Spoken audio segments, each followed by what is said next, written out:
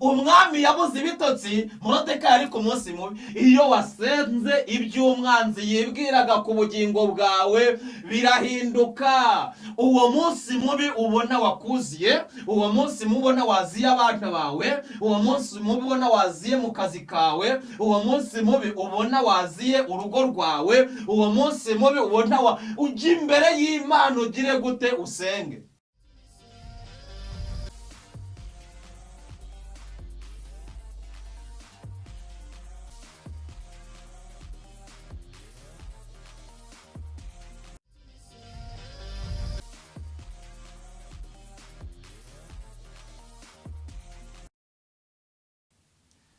Reka tubasuhuze kandi tubifurize amahoro y'Imana, nshuti bene data mukurikiye Ikamba Calvary TV aho mwaba muri hose. Imana y'amahoro ikomeze kubagirira neza no kubaha umugisha.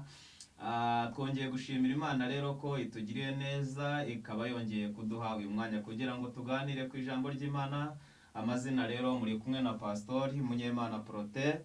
Mukomeze kugubwa neza, turabakunda kandi tubifuriza ibyiza gusa. Reka rero dusenge hanyuma tuganire ku ijambo ry'Imana, kuko twumve icyo Imana igambiriye ku bugingo bwacu, cyangwa se ibyo yenda gukora ku bugingo bwacu. Mana yacu turagushimiye mu izina rya Yesu, turakubashye cyane kuko ugira neza. Tugushimiye ko waturinze imyaka yose itambutse, uranaturinze muri uyu mwaka tugeze aya magingo duhumeka, nta gikuba cyacitse, wabanye natwe, izina ryawe nirishyirwe hejuru. Tugeze mu mwanya mwiza udushyiriho kugira ngo tuganire n'abantu bawe ijambo ryawe, kandi ijambo ryawe ni ukuri, ni inkota ityaye amugi yombi. Dusengeye rero uyu mwanya kugira ngo ube umwanya w'igiciro imbere y'amaso yawe, kandi abantu bose bagiye kumvira ijambo rizakore ku mitima yabo, mu izina rya Yesu Kristo, amen. Imana ibagirire neza mu izina rya Yesu Kristo. Reka twihuse dusome ijambo ry'Imana. Turasoma rero ijambo dusanga mu gitabo cy'Abefeso ibice byaho 6, hanyuma dusome uyu murongo wa 13. Dusome mu izina rya Yesu. Haravuze ngo nuko rero mutware intwaro zose z'Imana kugira ngo mubashe gukomera ku munsi mubi, amen. Twongere dusome. Nuko rero mutware intwaro zose z'Imana kugira ngo mubashe gukomera ku munsi mubi, amen.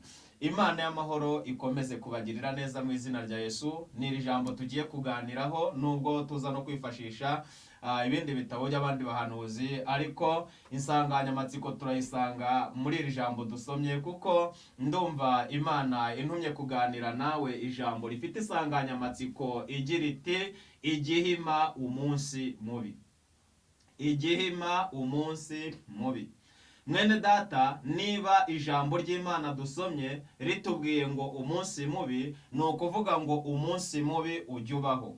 Ikindi ngira ngo nkumenyeshe nuko umunsi mubi ntabwo uzira abantu, ahubwo umunsi mubi uzira umuntu. Niyo mpamvu abantu bashobora kuba babana mu rugo cyangwa babana ahantu runaka, hakaba harimo umwe ufite ikibazo, abandi bafite ibisubizo cyangwa se bibereye mu buzima busanzwe, ariko hakaba harimo umwe ufite ikibazo runaka. Bivuga ngo rero umunsi mubi uzira umuntu, ntabwo umunsi mubi uzira abantu. Inzara izira umuntu, ntabwo izira abantu. Hari abantu bajya bakoresha ijambo rivuga ngo inzara yarateye mu gihugu. Icyo ni ikinyoma. Ntabwo inzara yateye mu gihugu, ahubwo inzara yateye mu rugo rwawe. Ikikubwira ko inzara itateye mu gihugu nuko nujya ku isoko uzasanga bya bindi byose bikenesheje urugo rwawe bituma uvuga ko hari inzara, uzabihasanga. Nujya mu mabutike uzabihasanga. Bivuga ngo rero umunsi mubi uzira umuntu. Aho siho nshaka gutinda cyane, ariko ndashaka niba tumaze kumenya ko umunsi mubi ubaho, ndashaka ngo turebe intsinzi y'umunsi mubi turayikura hehe. Igihima umunsi mubi ni igiki? Yesu ashimwe cyane. Rero ikintu gihima umunsi mubi ntabwo ari ukuryama. Igihima umunsi mubi ntabwo ari ukurira. Igihima umunsi mubi si ugufata telefone ngo ushyiremo amayinite uhamagara abantu ubabwire ikibazo cyawe. Ikintu gihima umunsi mubi ni kimwe, ni ugusenga. Yesu ashimwe cyane. Umuhanga baramubajije ngo ikintu kiruta ibindi agaciro cya mbere ni ikihe? Aravuga ngo ni ugusenga. Baramubaza ngo ese icya kabiri kiruta ibindi ni ikihe? Aravuga ngo ni ugusenga. Baramubaza ngo none se icya gatatu kiruta ibindi agaciro cyo ni iki? Aravuga ngo nacyo ni ugusenga. Mwene data rero, ikintu gihima umunsi mubi ni ukujya imbere y'Imana. Si ugutinda ku cyaguteye umunsi mubi, ahubwo ni ukurwana na buryo ki uwo munsi mubi wava ku bugingo bwawe. Nta kindi rero kizakuvaniraho umunsi mubi. Umunsi uzawukurwaho nk'uko wagiye imbere y'Imana, warangiza ugahamagara Imana ukayibwira ibyakubayeho. Imana y'amahoro izagutabara kandi izarangiza ikibazo cyawe mu izina rya Yesu Kristo. Ijambo ry'Imana riratubwira muri Yesaya ibice 55 umurongo wa 10 ndetse n'uwa 11, haravuga ngo nk'uko imvura na shelegi bimanuka ntibisubireyo, ahubwo bikaza bigatosa ubutaka, bikameza imbuto, bigahereza umubibyi umusaruro, ngo ni nako ijambo ry'Uwiteka rizamera, ngo ntago rizagaruka ubusa, ahubwo rizasohoza icyo Imana yaritumye kandi rizakora ibyo Imana ishaka. Bivuga ngo ijambo ry'Imana iyo rimanutse riba rifite misiyo ku bugingo bw'umuntu riziye. Hari impamvu rero iri jambo rikumanukiye mwene data. Birashoboka ko waba uri ku munsi mubi, birashoboka ko wigeze uwugeramo unanirwa kuwikuramo, birashoboka ko waba ugiye kuwugeramo, ariko mwene data nagira ngo nkurangire inzira, nguhe intsinzi izagukura ku munsi mubi kandi byihuse bidatinze. Nuko uzajya imbere y'Imana ukabwira Imana amakuba yawe, kandi Imana izakuvaniraho umunsi mubi mu izina rya Yesu Kristo. Nusoma ijambo ry'Imana mu butumwa bwiza bwa Luka, bwa Yesu uko bwanditswe na Luka, ibice byaho 22 umurongo wa 39, uzahasanga icyitegererezo cyacu. Umwami wacu Yesu nawe yigeze guhura n'umunsi mubi, kandi wamugezeho kuko Yesu yari Imana 100%, akaba n'umuntu 100%. Iki gihe rero yari ariho arwana mu buryo bw'umubiri. Yahuye n'umunsi mubi mu buryo bw'umubiri, mu buryo bw'ibifatika. Arangije abona amacumu agiye guterwa, abona urubindo agiye kwambikwa, abona kubambwa ku musaraba, abona kwirirwa yikoreye umusaraba awugendana, areba icyo gisuzuguriro, byose arabibona mwiyerekwa, kandi abona ko bigiye gusohora ku bugingo bwe. Aravuga ngo uyu ni umunsi mubi unziye, ariko igihe mu munsi mubi ndakizi. Abwira bamwe mu bigishwa be, bazamuka umusozi. Bageze mu mpinga y'umusozi, Bibiliya iratubwira ngo abitarura nk'aho umuntu yatera ibuye. Atangira kubwira Imana umunsi mubi wagezeho, atangira gusenga, bigera n'aho abwiye Imana ati Imana, niba bishoboka uyu munsi mubi uwundenze. Bivuga ngo nawe ntago byari bimworoheye bene data. Aravuga ngo niba bishoboka iki gikombe uyu munsi mubi ubu nyuze hirya yanjye undenge. Icyakora arenzaho ijambo rikomeye rivuga ngo bibe uko ushaka ntibibe uko jyewe nshaka. Bibiliya iratubwira ngo ijuru rirakinguka, ako kanya marayika w'Umwami Imana araza amuhereza imbaraga, kubera ko yari misiyo ye gupfa. Arangije kugira ngo acungure umuntu, byabaye ngombwa ko ahabwa imbaraga zo gukora uwo muhamagaro, kugira ngo arangize neza imirimo ye hano mu isi. Ariko mwene data, imbaraga yazikuye he? Icyamuhaye imbaraga zo guhangana n'umunsi mubi yakivanye hehe? Yakivanye mu isengesho. Ntago yagiye ngo avuge ngo ndaza kujya mu mwuka nindangiza mbanyuremo nk'uko nabanyuzemo mu gihe runaka. Yarabirebye aravuga ati uyu ni umunsi mubi. Arangije yurira umusozi, aragenda arasenga. Bibiliya iratubwira ngo yarasenze agera habira ibyuya bivanze n'amaraso. Amaze gusenga, igisubizo cye kigira gute? Kiraza. Uri ku munsi mubi, jya imbere y'Imana usenge. Suka amaganya y'umutima imbere y'Imana, tungira agatoki Imana ikibazo cyawe. Imana y'amahoro iguha umugisha mu izina rya Yesu Kristo. Hari ibintu iyo umuntu yasenze bijya bubaka ubugingo bwe. Icyambere turakibonye, gusenga bikingura iki? Gusenga bikingura ijuru. Iyo ijuru ryagukingukiye uko byagenda kose ntago waguma ku munsi mubi kandi ijuru ryakingutse. Iyo wasenze rero ijuru rirakinguka, kandi iyo ryakingutse amateka arahinduka, ubuhamya burahinduka, indwara zirakira, ubuzima buragaruka, ibintu bikagenda neza mu izina rya Yesu Kristo. Rero wikiheba, wikiganyira, witerwa ubwoba n'uwo munsi mubi ubona wagezeho. Imbere y'Imana hari igisubizo mu izina rya Yesu. Gusenga bikingura ijuru. Cya kabiri, gusenga bikuraho urupfu. Abantu benshi bajya batekereza yuko abantu bose bapfa, ababa muri koma ari umugambi w'Imana. Ariko nagira ngo mbabwire yuko abantu bose bapfa ntabwo ari umugambi w'Imana. Hariho abapfa bagejeje umunsi ari umugambi w'Imana bagataha, ariko iyo abantu bose baza kuba bapfa ariko umugambi w'Imana, ntabwo Yesu aba yaragiye kuzura Lazaro ngo ajye kuburizamo umugambi w'Imana. Lazaro yari agifite ibyo agomba gukora, yari yapfuye mbere y'igihe cyo gupfa. Kuko n'ikibigaragaza nuko Yesu amaze kuzura Lazaro yatangiye kujya amugendana. Abantu benshi bamenya ko yagendanye na Lazaro yazuye, bikaba ngombwa ko baza kureba Yesu ibitangaza akora, ariko cyane cyane ikintu kibazanye ari ukuza kureba Lazaro yagize gute, yazuye. Bivuga ngo Lazaro yari yarapfuye mbere yo kugira gute, iyo gupfa. Yesu aragenda aramuzura. Iyo abantu bose baba bapfa ku mugambi w'Imana, ntabwo Yesu aba yararetse imirimo n'ibitangaza yari ari gukora mu bantu ngo amanukire kwa Yayiro ajye kuzura uriya mwana w'umukobwa.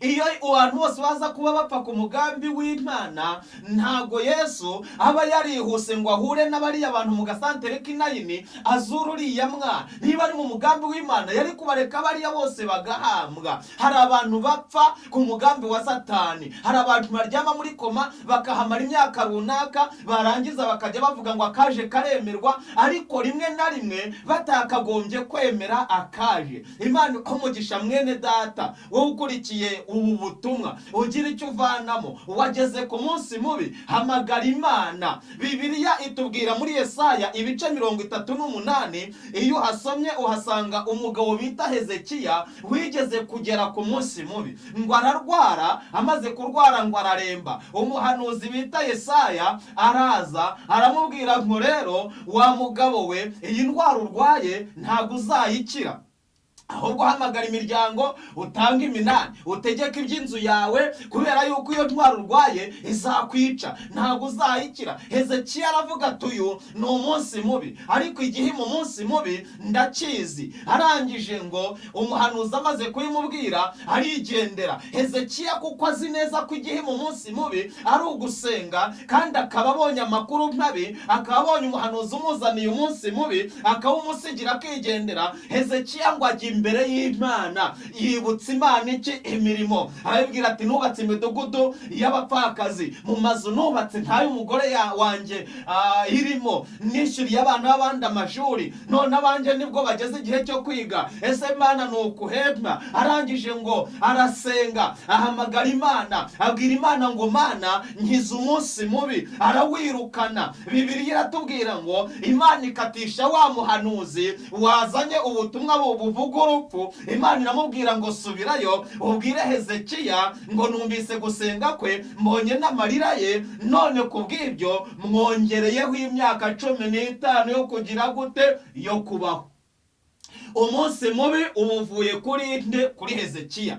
Wavanyweho n'iki? Wavanyweho nuko Hezekiya yagiye imbere y'Imana agasenga, akabwira Imana ati Imana uyu munsi mubi numve ku bugingo bwanjye. Ijuru rirakinguka, amakuru meza aragaruka. Igitangaje nuko umuhanuzi wamuhanuriye urupfu ari nawe wagarutse kumuhanurira iki? Ubuzima. Bivuga ngo iyo wasenze usenze wirukana umunsi mubi, ahavuye itegeko ryo kukurenganya hajya hava n'itegeko ryo kukurengera. Mwene data, jya imbere y'Imana wihamagara bene wanyu. Birashoboka ko uri gutelefona nawe ari mu kibazo, nawe ari ku munsi mubi, akinda ari bukemure. Ariko Imana, Bibiliya avuga ngo amaso y'Uwiteka aba ku bakiranutsi, amatwi ye ahora abanguye yumva icyo abakiranutsi basaba. Numujya imbere ukamubwira ngo umunsi mubi wanteye, ukamwereka uko ibibazo byakugendekeye, Imana izarangiza ikibazo cyawe. Mwene data, uyiryama rero ngo utegereze gupfa, nta mpamvu yo gupfa. Jya imbere y'Imana, nta mpamvu yo kuryama ngo utegereze ko urugo rugusenyukiraho. Reka data, reka mbabwire amagambo akomeye bene data. Umunyarwanda yaciye umugani aravuga ngo akaje karemerwa. Abantu bose bagendera muri uwo mugani wo kwemera kaje, ariko hari igihe ukemera kaje ari kabi kakakwigirizaho nkana. Nta mpamvu yo kukemera. Iyo utaramenya uwo murwana uko areshya, ntumenya aho ukubita. Hari igihe ukubita hejuru kandi uri kurwana n'igikuri, icyo gihe ukabura ahushije. Niyo utaramenya uwo murwana uko areshya, hari igihe ukubita hasi kandi uwo murwana ari hejuru, ukaba mu buzima bwo guhusha, ugahora uhusha. Niyo utaramenya ibyo usenkera, ntumenye uko usenga. Hari igihe usenga ushima Imana kandi ugashima nta kintu ufite. Imana kureba ikabona wibereye mu buzima bw'amashimwe, kandi igihe cyose ugishoboye gusporuta cyangwa kwihanganira cyangwa gutura mu kibazo, nta mpinduka uzigera ubona ivuye ku Mana. Hakaba n'igihe usenga wirukana abadayimoni kandi nta dayimoni ihari, ari Imana iri kuza. Bibiliya iravuga muri Zaburi 50:3 haravuga ngo Imana yacu izaza ye guceceka. Haleluya, haleluya. Birakwiriye rero, niba bakubwiye ngo Imana izaza, banza umenye n'amakuru. Ese Imana igenda n'iki? Igenda n'amaguru? Igenda n'ikinyabiziga kimeze gute? Kugira ngo rimwe na rimwe Imana itazahaguruka yaje ukajya kwirukana abadayimoni batagize gute, badahari. Abantu bajya basenga amasengesho yo kwirukana abadayimoni badahari, rimwe na rimwe bacerereza umugambi w'Imana, kuko umutima utizeye ntuhamagara Imana. Hakaba n'igihe abantu basenga bavuga ngo Mana wampaye, kandi ibyo basaba barabifite, ikibura ni amakuru abamenyesha yuko ibyo bintu basaba bagize gute, babifite. Ariko turi ku ijambo rivuga ngo igihima umunsi mubi. Uwo munsi mubi niba waje ku bugingo bwawe ukabona ibintu byagukomere, jya imbere y'Imana uyibwire ko udakeneye uwo munsi mubi ku bugingo bwawe. Niba ari umunsi mubi wo gusenyuka k'urugo rwawe, jya imbere y'Imana uyibwire ko wasezeranye kubana n'umugabo akaramata.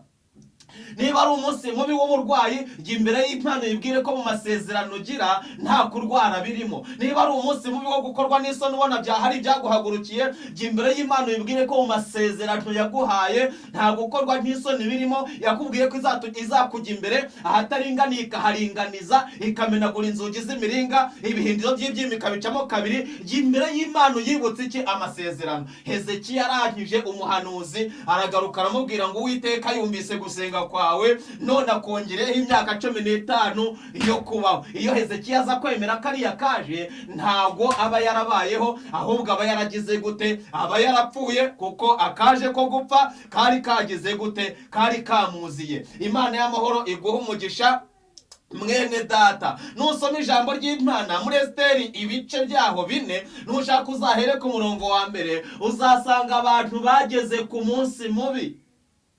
Abayuda bageze ku munsi mubi. Umunsi mubi bawuhagurukirijwe n'umugabo bita Hamani, wari umaze kuzamurwa ibwami, wari umaze guhabwa izina. Arangije ngo areba umugabo bita Morodekayi, ukuntu abandi bantu bapfukama ariko we ntapfukame. Arangije ajya kugisha inama bagenzi be n'umugore we. Barangije baramubwira ngo rero mu by'ukuri uwo muntu birashoboka ko hari ikintu wagira gute, wakora, uzamwice. Ngo agambirira kumwica, ariko aravuga ngo ntago namwica wenyine, ahubwo nzamwicana na bene wabo. Bibiliya iratubwira ko yahereye ku itariki 16 z'ukwezi kwa mbere ajya kuraguza. Arangije ngo ashyiraho gahunda, aravuga ngo nzabica ku itariki 16 z'ukwezi kwa 12. Bibiliya iratubwira ngo inzandiko ziramanikwa ahantu hose, zimanikwa ku mapoto, zimanikwa ku mashuri, zimanikwa ku masoko, zimanikwa hejuru y'aho Morodekayi yarindaga ibwami. Morodekayi akimara kubona iki cyapa kimanitse kivuga ko ku itariki 16 z'ukwezi kwa 12 ari umunsi mubi ku bayuda, Bibiliya iratubwira ngo ahita yinjira mu bihe byo kwambara ibigunira. Aravuga ngo uyu ni umunsi mubi watuziye, ariko igihe mu munsi mubi ngize gute ndakizi, ngo yambara ibigunira ajya ku muharuro. Arangije aragenda arataka, arasenga, yandikira Esiteri urwandiko, aramubwira ngo twagezweho, genda utuvuganire ibwami. Esiteri ati nubwo uri ku irembo, amakuru y'ibwami ntabwo yazi neza. Nta mugore wemerewe kujya imbere y'umwami atamuhamagaye. Itegeko rivuga ko yicwa. Baragenda babibwira nde? Babibwira Morodekayi. Morodekayi ahita amwandikira urundi rwandiko, aramubwira ngo kuba warageze aho ngaho ahari kwari ukugira ngo uzagire umumaro mu gihe gisa nk'iki, ariko niwicecekera rwose. Haleluya. Igihe mu munsi mubi turakizi, nta kizabuza abayuda gutabarwa. Turajya imbere y'Imana tuyibwire dutabara, ariko wowe n'inzu ya so muzagira gute? Muzarimbuka. Barushyira Esiteri. Esiteri aramubwira ngo rero ndabona hari ingingo imwe isigaye kugira ngo uyu munsi mubi watugezeho na bene wacu utuveho. Iyo ngingo isigaye ni uko uteranya abayuda bari i Shushani, hanyuma mukamara iminsi 3 mwiyirije ubusa, nanjye n'abaja banye turajya imbere y'Imana. Iminsi 3 nishira nzirengagiza itegeko, nindangiza njye imbere y'umwami. Abayuda barasenga, bajya imbere y'Imana, bahamagara Imana, Mana tuvaneho umunsi mubi, Mana dukureho urupfu. Bahamagara Imana aho bari hose, bakajya mwuka, bagahanahana amakuru. Imana iti ndabarengeye, Imana iti nduvanyeho. Iyo wagiye imbere y'Imana, Imana ihaguhera amakuru. Barangije barasenga. Ijambo ry'Imana rirandyohera cyane, riba muri Esiteri ibice 6. Ijambo riravuga ngo iryo joro umwami agira gute? Abura ibitotsi. Wari uzi ko umwami ashobora kubura ibitotsi wowe uri ku munsi mubi? Umwami yabuze ibitotsi, Morodekayi ari ku munsi mubi, ari wavuga ngo iminsi yageze. Abayuda bavuga ati iminsi yageze, 13 zatugeranye. Ariko kuko bari bazi neza ko bagiye imbere y'Imana, bari bafite kwizera, kandi Imana yahinduye iki? Imana yahinduye amateka yabo. Imana yabahinduriye ubuhamya. Imana yabagiriye neza. Imana yababeshejeho, yabongereye imyaka yo kugira gute? Yo kubaho. Ntabwo umwanzi yigeze avugiriza impundu kunesha ku bugingo bw'abayuda. Umwami abura ibitotsi ngo ategeka ko bazana igitabo cy'ubucurabwenge ngo bagisomera umwami, ngo basanga byaranditswe ko Morodekayi yigeze kuburira umwami ubwo inkono 2, iyo bita Bigitani na Tereshi, barindaga irembo ngo bashatse kumwica. Umwami akoze iperereza asanga koko bari bamuteze. Umwami ngo arabaza ngo none se Morodekayi wo hari ishimwe cyangwa icyubahiro yaba yarahawe bamwitura ibyo? Ngo abagaragu b'umwami babahereza baravuga bati nta kintu yahawe. Haleluya, haleluya. Bibiliya iratubwira ngo umwami ngo arabaza ngo ninde uri mu rugo. Ubwo ngubwo igihe abazaga ngo hari ninde uri mu rugo, Hamani yari yahageze, yaje gusaba Morodekayi ngo ajye kumumanika ku giti. Yagize gute? Yamwiteguriye. Ariko Morodekayi ntabwo yari kumanikwa ngo bikunde, kuko yari amaze iminsi asenga isengesho rimukura ku munsi mubi. Ijambo ry'Imana muri Esiteri ibice 9 umurongo wa 1 haravuga ngo ku itariki 13 z'ukwezi kwa 12 kwitwa Adari, itegeko n'iteka by'umwami byendaga gusohozwa. Niwo musabanzi b'Abayuda bibwiraga ko bagiye kubagiraho ububasha, ariko birahinduka. Abayuda babari bo bagira ububasha ku banzi babo. Iyo wasenze iby'umwanzi yibwiraga ku bugingo bwawe, birahinduka. Uwo munsi mubi ubona wakuziye, uwo munsi mubona waziye abana bawe, uwo munsi mubi ubona waziye mu kazi kawe, uwo munsi mubi ubona waziye urugo rwawe, uwo munsi mubi ubona ujya imbere y'Imana ugire gute? Usenge. Imana iraguha amakuru, kandi nimara kuguha amakuru iranakurengera. Imbere y'Imana hari intsinzi. Mwene data mukozi w'Imana, hamagara Imana. Uwo mudamu bita Hana yigeze kubaho, ariko umunsi mubi, umunsi mubi umurambaho. Ariko igihe kimwe kiragera, aravuga ngo igihe mu munsi mubi ndakimenye, nuko mva mu bantu narangiza nkajya imbere y'Imana. Bajya mu rusengero Ishiro, agezeyo ngo asanga umutambyi yibereye aho ngaho, yibereye muri gahunda ze. Umugore kuko yari azi ikimujyanye, ajya imbere y'Imana ngo asenga azunguza iminwa, ariko ijwi rye ridasohoka. Umutambyi ngo arebe umuntu ibintu ari gukora adatavuga, ijwi rye ritumvikana. Umutambyi ngo aramureba aravuga ati, wa mugore we wasinze. Umugore bita Hana aramubwira ati, ntago nasinze, ntago byambaho, ahubwo ndi gusuka amaganya y'umutima imbere y'Imana yanjye, ndi kubwira Imana ngo Imana inkure kuri uyu munsi mubi. Umutambyi bita Eli aramureba aramubwira ngo, wa mugore we, ibyo ngibyo uri gukora, uko kuntu uri gukomanya intebe, uko kuntu ukomanya iminwa ariko ntumvikanishe ijwi, ibyo bintu uri gukora niba atari isindwe, niba atari ubusinzi bw'inzoga cyangwa ibindi biyobyabwenge bibiguteye, genda Uwiteka aguhe umutima wawe umusabye. Bibiliya iratubwira ngo Hana arataha, umugabo we bita Elukana amutera inda. Imana ibimugiriye neza, Imana ibimuhinduriye amateka, Imana ibimuhinduriye ubuhamya. Umunsi mubi wo gukobwa n'abakeba n'abandi bantu batamwifuriza amahoro, uwo munsi mubi ugira gute? Umuva. Igihe mu munsi mubi ni ukugira gute? Ni ugusenga. Jya imbere y'Imana, hamagara Imana, tabaza Imana.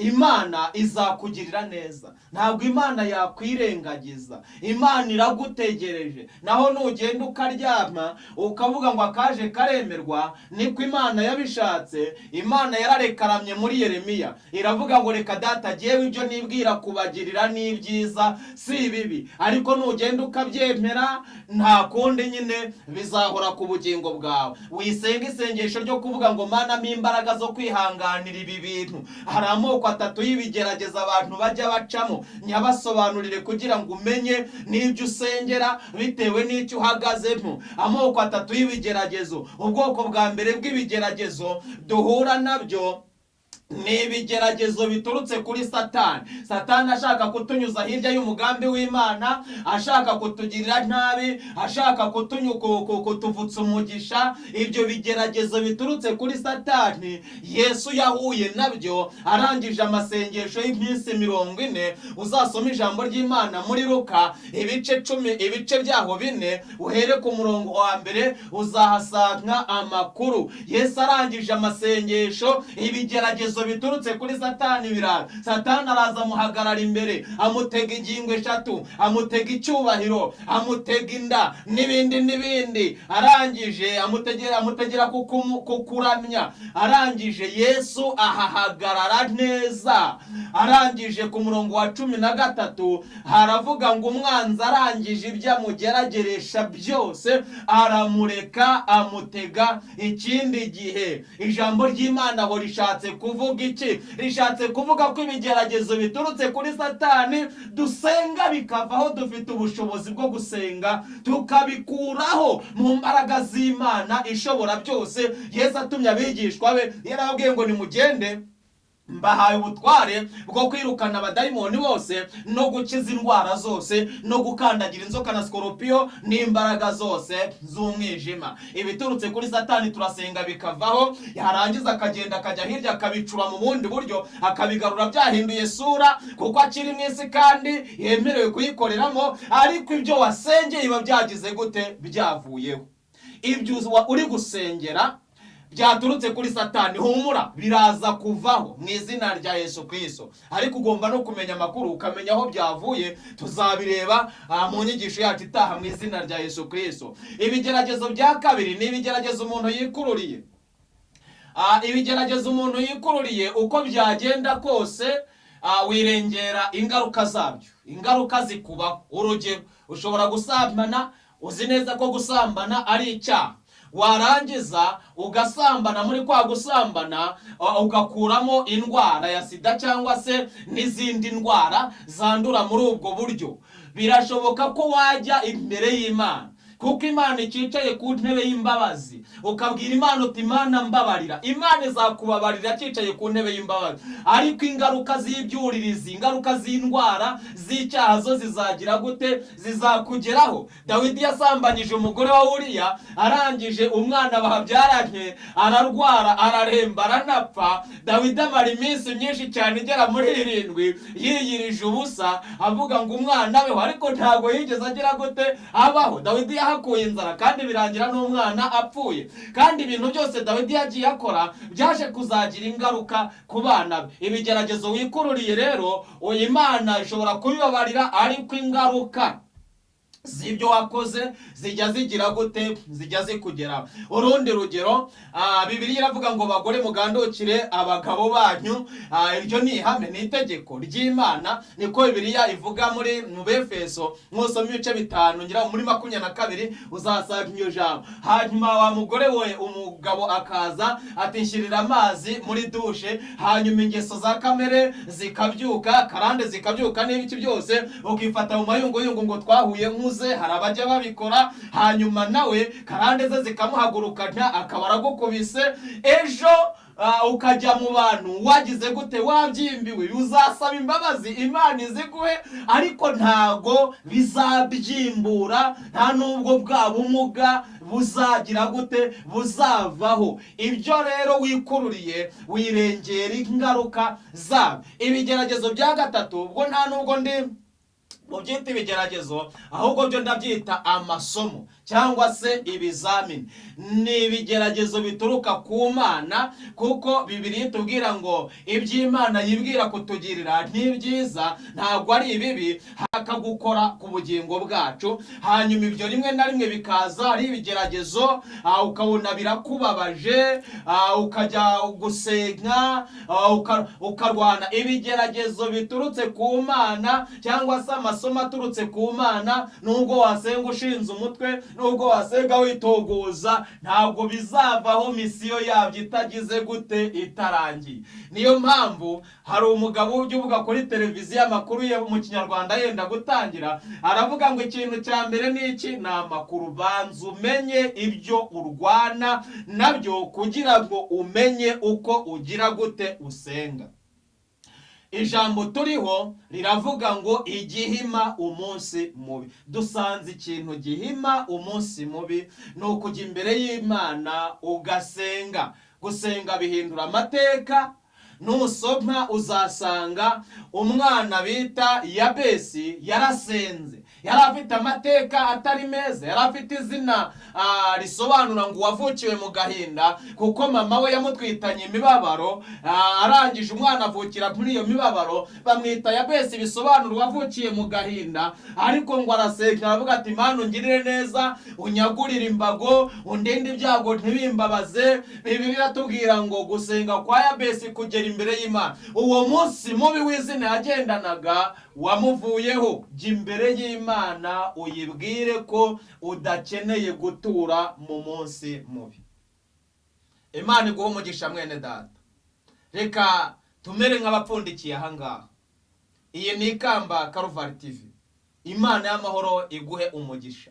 Kimara kumva ubu butumwa, usabwa gukora subscribe ndetse na share na comment, ukatubwira ibyo twakongeraho, kandi uzawufatanyije natwe ubutumwa. Imana y'amahoro ni kugirire neza. Igihima umunsi mubi ni ugusenga, wiryama,